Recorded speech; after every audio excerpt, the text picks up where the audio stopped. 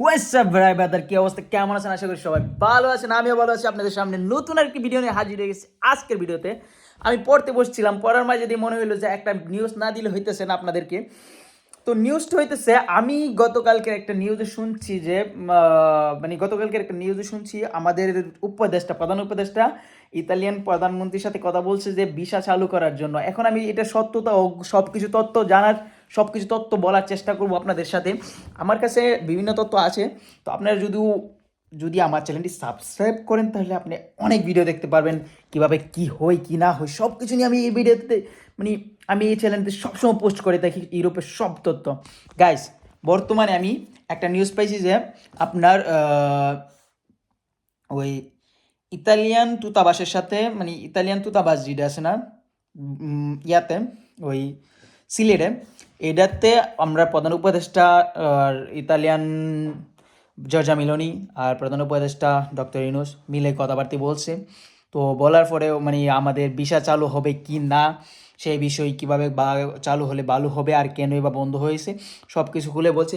তো এখানে বলা হয়েছে যে স্বৈরাচারী এরা ওই সময় দুর্নীতি করতো দিকা ওইটার ভিতরে, তাই ওরা অফ করে দিয়েছে, এখন আর দুর্নীতি হবে না। আমাদের প্রধান উপদেষ্টা বলছে যে ইতালিয়ান সরকারকে বলছে যে কোনো মানে কোনো রকমের আর আপনার মানে স্বৈরাচার হবে না বা কোনো দুর্নীতি হবে না এই ইয়ার ভিতরে, দূতাবাসের ভিতরে। এখন নতুন সব কিছু গঠন করা হয়েছে, যদি আপনারা ভিসা চালু করেন তাহলে আমাদের বাংলাদেশের জন্য ভালো হয়, এটি বলছে আর কি প্রধান উপদেষ্টা জর্জা মিলোনির কাছে। তো জর্জা মিলোনি এখনও হা না কিছুই উত্তর দেয়নি। আমাদের ভিসা এখন পর্যন্ত অফ আছে, আর আমি পড়াশোনা ঠিকই চালিয়ে যেতেছি, কিছু করার নাই। তো সবাই দোয়া করবেন আমার জন্য, আমি এখানে ডক্টর হওয়ার চেষ্টা করতেছি। তো আমি একটানা 3 বছর যাবৎ পড়াশোনা করছি, আরও প্রায় প্রায় আরও 6 মাসের মতো পড়াশোনা কমপ্লিট হইলে আমার ইনশাল্লাহ হয়ে যাইব।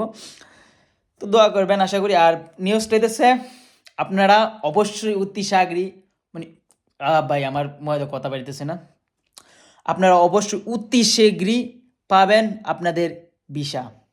হ্যাঁ, ভিসা চালু হবে আবার, সেইটা নিয়ে কথাবার্তা চলতেছে। আপনার হাইকোর্টেও কথাবার্তা চলতেছে, ইতালিয়ান কোর্টেও কথাবার্তা চলতেছে। আপনার ইতালিয়ান বাংলাদেশের যে একটা দূতাবাস আছে না, বাংলাদেশের দূতাবাস ইতালিতে, এটার ভিতরেও ওনারা গিয়েছিল গতকালকে, এটা নিয়েও কথাবার্তা হয়েছে। তো আমি সবসময় সত্য নিউজ দিই, আমি ছোটো একটা ভিডিও দেবো, যে ভিডিওতে সবসময় আপনি সঠিক তথ্য পাবেন। বিশেষ করে আপনি যদি আমার চ্যানেলটি সাবস্ক্রাইব করেন সব সময়ই পাবেন।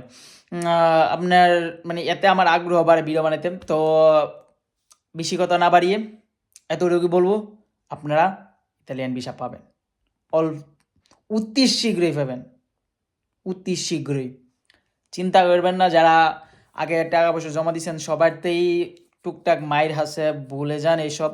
নতুন করে অ্যাপ্লাই করার চেষ্টা করেন, নতুন করে ট্রাই করেন। ওকে বাই, ভালো থাকেন, সুস্থ থাকেন।